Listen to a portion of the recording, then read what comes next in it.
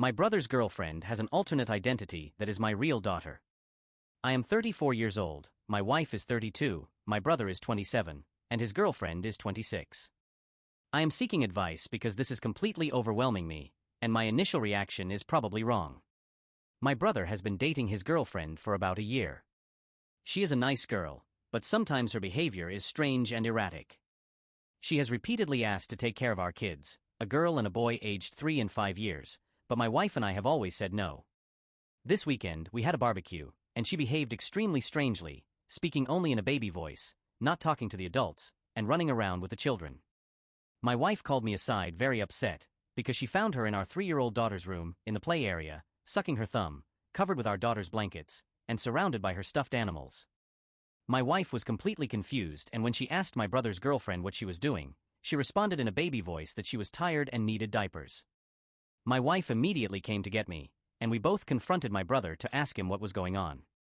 My brother, very embarrassed, said that his girlfriend has dissociative identity disorder and that one of her alternate identities is a 3-year-old girl. My wife and I know nothing about this disorder, so we did not say much, only asked him to please take her out of our children's room. He went to get her, but 15 minutes passed and she still had not come out. I went to see what was happening and his girlfriend was very upset, insisting that we call her Evelyn, our daughter's name. That was the last straw for my wife, who asked her to leave. My brother's girlfriend started crying inconsolably, using her baby voice, saying she was confused and did not understand why everyone was being mean to her and calling her by the wrong name. That night, my brother called and admitted that not only is one of her alternate identities a 3-year-old girl, but she is specifically our 3-year-old daughter.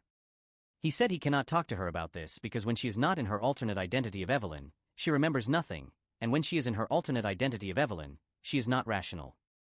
My wife and I told my brother that his girlfriend was not allowed at family gatherings or near our children. My wife was extremely upset and told my brother that his girlfriend was psychotic and did not understand why he was still with someone like that. My brother is upset because my wife said those things about her and said he understands that we are upset because his girlfriend has an alternate identity of our daughter, but she cannot help it and we should be more understanding because it is a disorder due to childhood trauma. My wife and I handled this the right way, not knowing anything about this disorder and researching it. The medical definition does not seem to match the way my brother's girlfriend is acting. Edited to add, she does not have an official diagnosis. I put that in bold because people keep asking. Apparently, it was rude of us to ask if she was receiving treatment or had a diagnosis because therapy is not available to everyone and self-diagnosis is valid.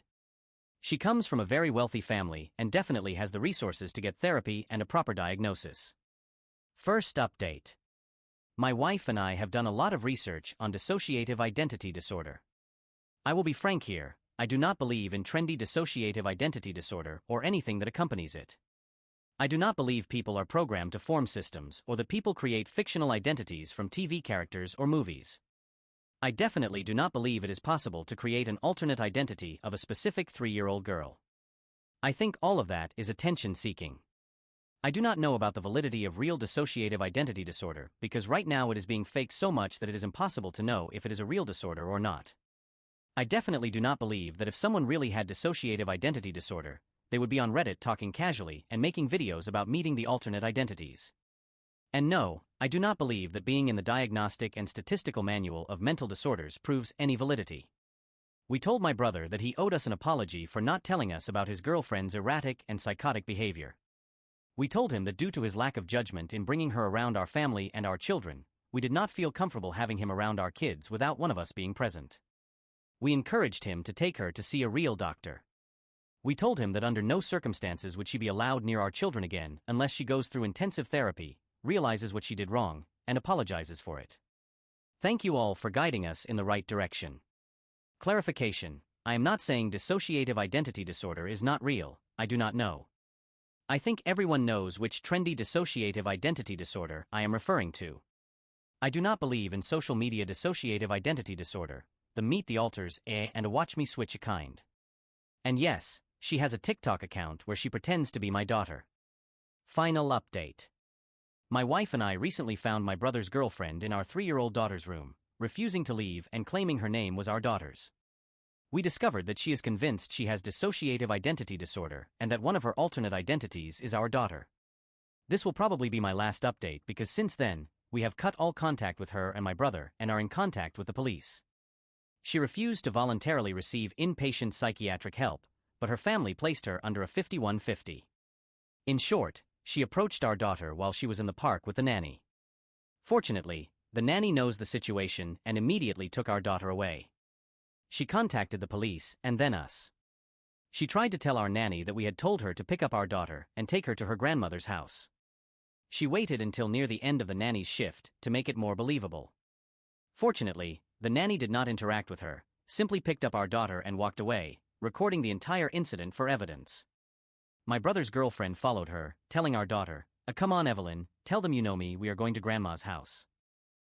Her family informed us that there had been no abuse in the family. She had never told them she has dissociative identity disorder, although they had long suspected she has histrionic personality disorder.